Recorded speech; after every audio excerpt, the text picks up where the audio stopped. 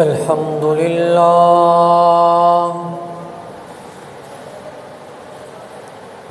الحمد لله وكفى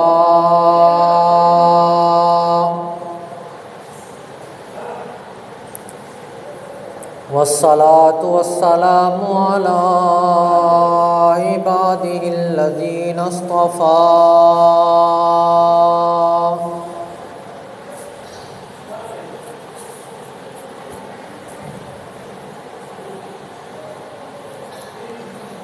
أما بعد فأعوذ بالله من الشيطان الرجيم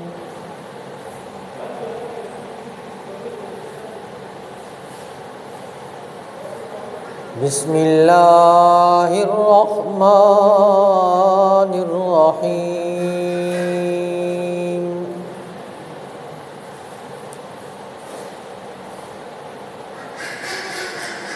وما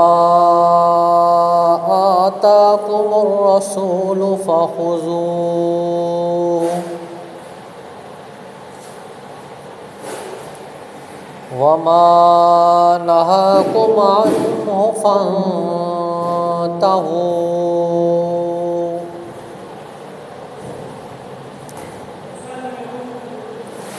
وقال الله تبارك وتعالى في مقام آخر وما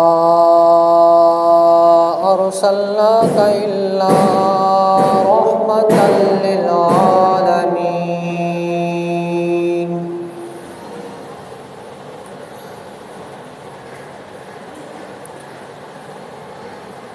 آمنت بالله صدق الله العظيم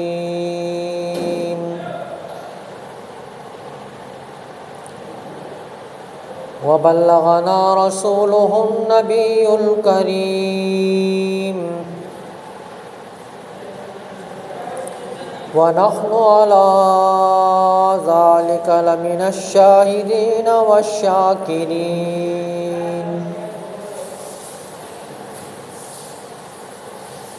والحمد لله رب العالمين.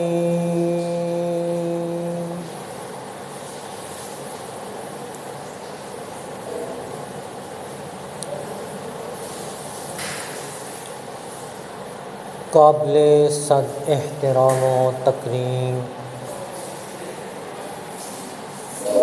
میرے واجب الاحترام دوستوں، بزرگوں،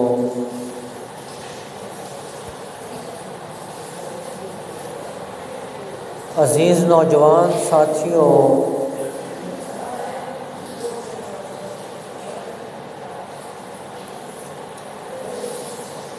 ربیع الاول کا مہینہ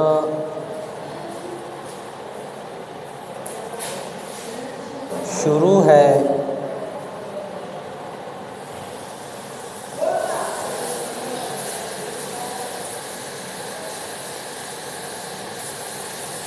اس مہینے میں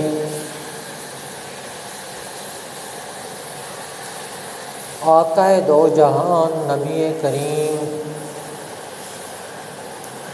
صلی اللہ علیہ وسلم کی پیدائش مبارکہ بھی ہوئی اور اسی مہینے میں آقا دو جہان نبی کریم صلی اللہ علیہ وسلم کی وفات بھی ہوئی۔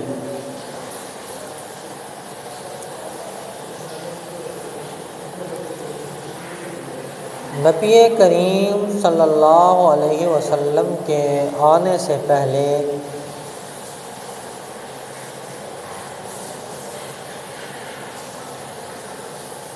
کاہن نجومی حضرات یہ غیب کی خبریں بتایا کرتے تھے۔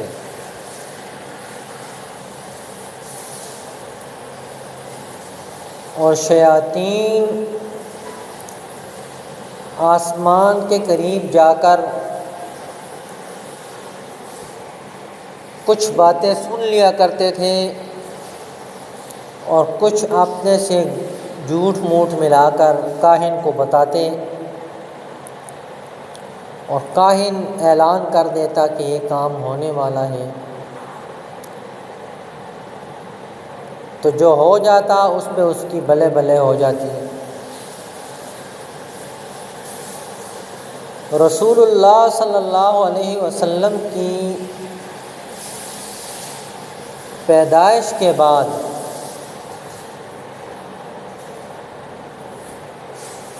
جنات کا آسمان کے قریب جانا بند ہو گیا، اور جو قریب جاتے ان کے اوپر ستاروں کی بارش کر دی جاتی اور ان کو ستاروں کے ذریعے مارا جاتا۔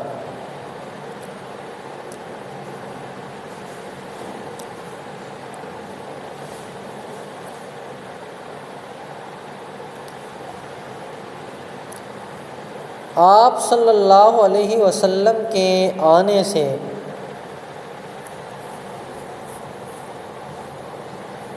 بڑے بڑے بت گر پڑے،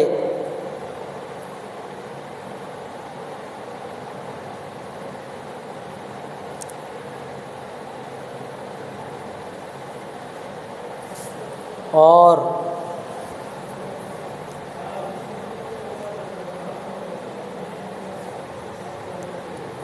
ایسے بت بھی تھے کہ کوئی مانگنے کے لیے جاتا تو اسے کہتے جاؤ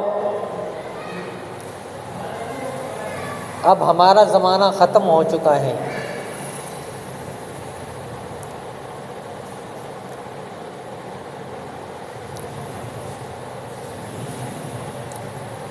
نبی پاک صلی اللہ علیہ وسلم کی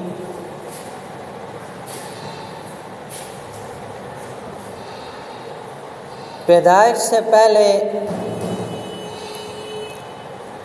اصحاب فیل کا واقعہ رونما ہوا۔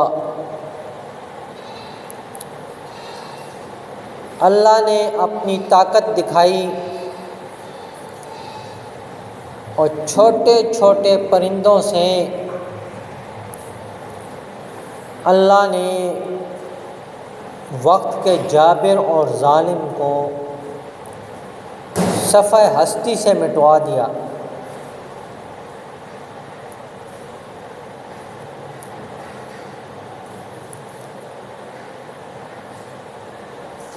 آپ صلی اللہ علیہ وسلم کا بچپن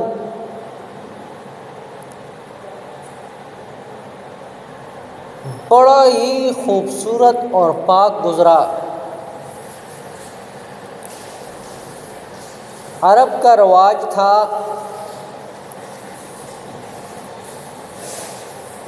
کہ وہ اپنے بچوں کو دائی کے حوالے کر دیتے،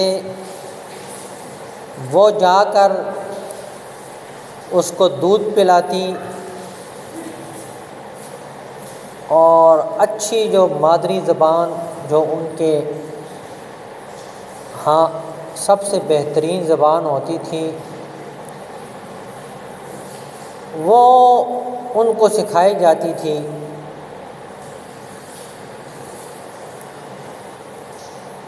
بے شمار دائیاں آئیں، لیکن ان کے نصیب میں رسول اللہ صلی اللہ علیہ وسلم کا جانا نہیں تھا۔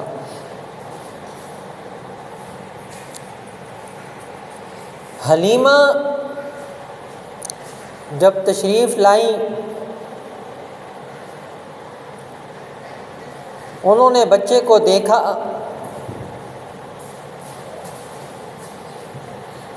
اور بچے کو گود میں لے لیا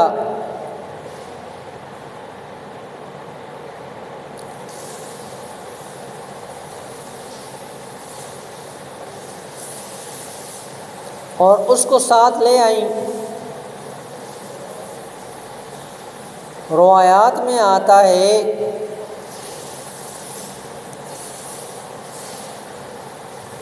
کہ آپ صلی اللہ علیہ وسلم کو انہوں نے پیچھے لیا تو سواری چل نہیں رہی تھی، تو رسول اللہ صلی اللہ علیہ وسلم کو ان کے رضاعی والد نے آگے اٹھا لیا، تو سواری اٹھ کے چل پڑی۔ لاغر اور کمزور سواری ہونے کے باوجود وہ اتنے تیز رفتار سے چلی کہ جو دائیاں پہلے جا چکی تھیں یہ ان کے قریب قریب پہنچ گئیں۔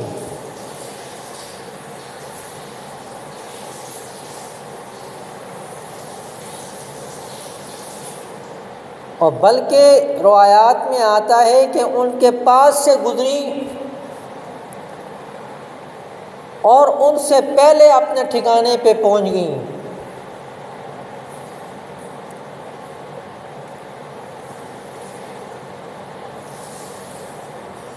رسول اللہ صلی اللہ علیہ وسلم کو جب گھر میں لے گئے تو رحمتوں کی بارشیں شروع ہو گئیں۔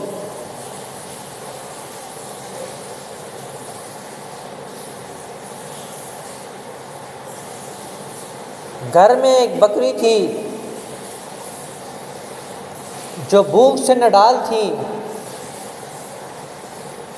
اس کے تھنوں سے دودھ نکلنا شروع ہو گیا۔ سارے برتن انہوں نے بھر لیے اور جہاں بھی جانور لے کر جائیں وہ سیراب ہو کر آئیں۔ کھانے کی وافر مقدار آنی شروع ہو گئی۔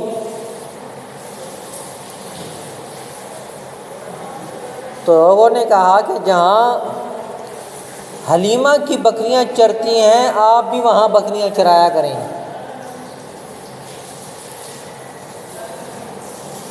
لیکن انہیں کیا خبر تھی کہ یہ برکات اور ثمرات کس کی وجہ سے آ رہی ہیں۔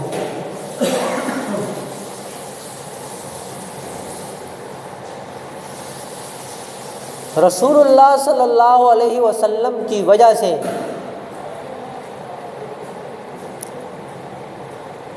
ان کی گھر میں اتنی برکتیں آئیں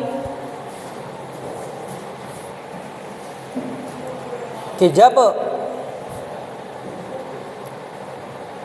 2 سال پورے ہو گئے تو انہوں نے کہا کچھ عرصے کے لیے ان کو ہمارے پاس رہنے دو۔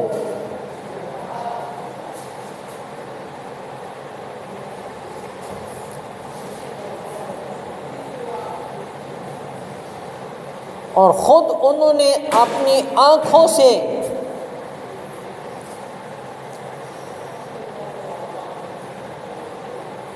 برکات کو دیکھا۔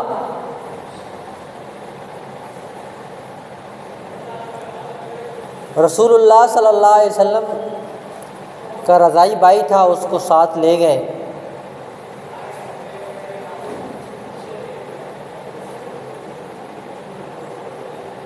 اللہ نے شق الصدر کا واقعہ پیش فرمایا۔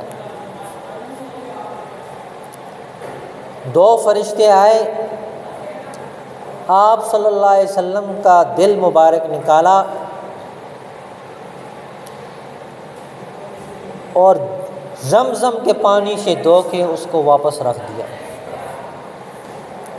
جب رضاعی بھائی نے دیکھا تو وہ دوڑتا ہوا آیا، گھر میں کہا کہ ہاشمی کو 2 بندوں نے قتل کر دیا ہے۔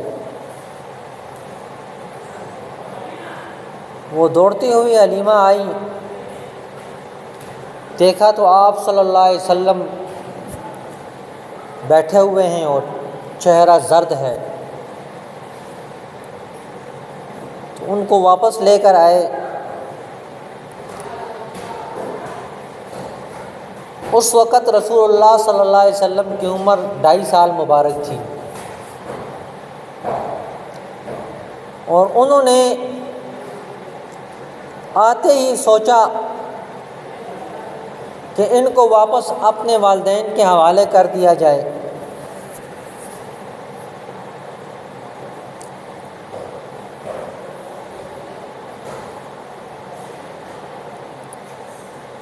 واپس تشریف لائے،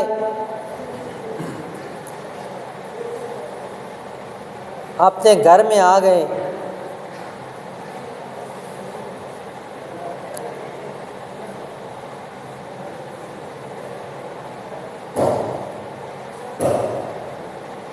ابو عبد المطلب جو رسول اللہ صلی اللہ علیہ وسلم کے دادا تھے،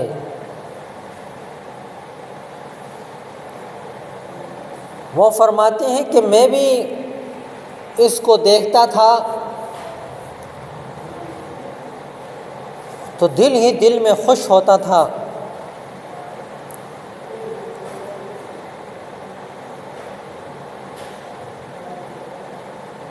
اور برکات اور ثمرات ان سے نظر آ رہے ہوتے تھے۔ جب آپ کی عمر مبارک ہوئی 4 سال، والدہ کے ساتھ تشریف لے گئے، تو واپسی پر رسول اللہ صلی اللہ علیہ وسلم کی والدہ کا بھی انتقال ہو گیا۔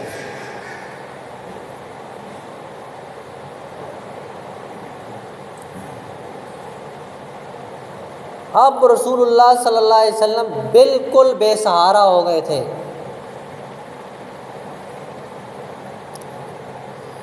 پھر عبد المطلب نے رسول اللہ صلی اللہ علیہ وسلم کی دیکھ بھال شروع کر دی۔ جب آپ کی عمر 8 سال ہوئی تو دادا جان عبد المطلب بھی اللہ کو پیارے ہو گئے۔ پھر آپ کی کفالت آپ کے چچا حضرت ابو طالب کے پاس آئیں۔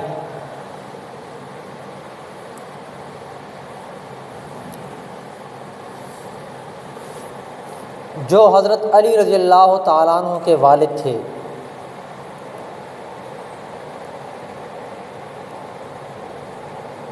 انہوں نے آپ صلی اللہ علیہ وسلم کی جی بھر کر خدمت کی، اور رسول اللہ صلی اللہ علیہ وسلم نے بھی ان کے ساتھ کام میں ہاتھ بٹھایا، تجارت میں حصہ لیا۔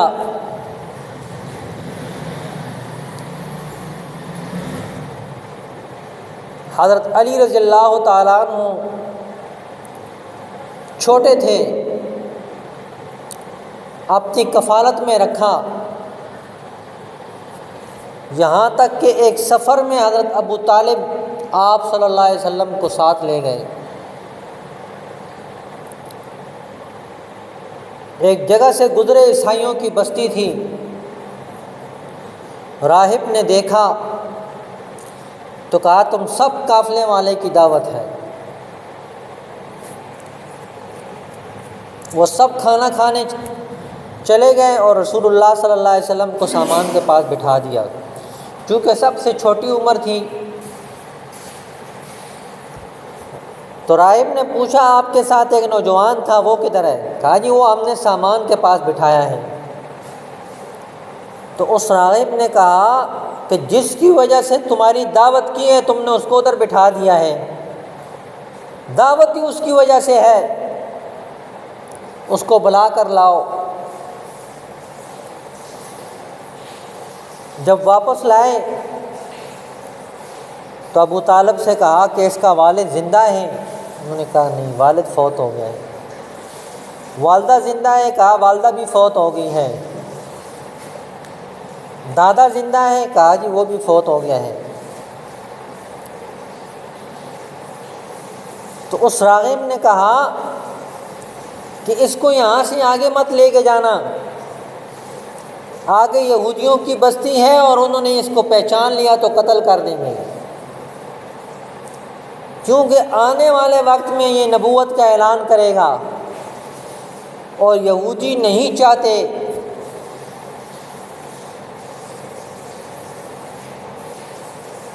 تو ابو طالب نے اسی وقت ان کو وہاں سے واپس بھیج دیا۔ اس کے دل میں اللہ نے خوف ڈالا اور ان کو ادھر سے واپس کر دیا۔ نبوت سے پہلے آپ صلی اللہ علیہ وسلم کو لوگ صادق کہتے، امین کہتے، اور بڑے بڑے جھگڑے جو نہ ختم ہونے والے ہوتے تھے وہ آپ صلی اللہ علیہ وسلم کی وجہ سے ختم ہو جاتے تھے۔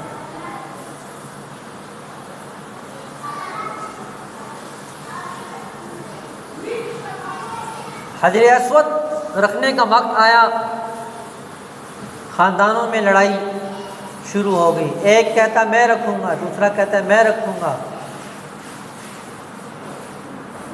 یہاں تک کہ تلواریں نکل آئیں۔ تو ایک بوڑھے شخص نے کہا ایسا کرتے ہیں جو کل سب سے پہلے بیت اللہ میں آ جائے گا وہ ہمارا فیصلہ کرے گا۔ صبح ہوئی تو ہر شخص بیت اللہ کی طرف دوڑ پڑا کہ کون ایسا خوش نصیب ہوگا جو ہمارا فیصلہ کرے گا۔ جب جا کے دیکھا تو رسول اللہ صلی اللہ علیہ وسلم موجود تھے۔ تو لوگوں نے کہا یہ سچا فیصلہ کرے گا۔ آپ صلی اللہ علیہ وسلم نے اپنی چادر مبارک بچھائی اور حجر اسود اس میں رکھا اور کہا تمام قبائل کے سردار اس چادر کو اٹھا کر قریب کریں۔ سب نے اس چادر کو اٹھایا اور قریب کیا، خود رسول اللہ صلی اللہ علیہ وسلم نے اس کو اٹھا کر اپنی جگہ پہ نصب کر دیا۔ جو خانہ جنگی شروع ہونے والی تھی وہ رسول اللہ صلی اللہ علیہ وسلم نے حکمت عملی کے ساتھ ختم فرما دی۔ تو یہ سیرت کا بہت لمبا موضوع ہے، انشاءاللہ العزیز آئندہ جمعے بھی اس یہاں سے آگے بات ہوگی۔ دعا ہے کہ اللہ ہمیں بھی اور آپ کو بھی سیرت پڑھنے کی، سمجھنے کی توفیق عطا فرمائے۔ وما علینا الا البلاغ۔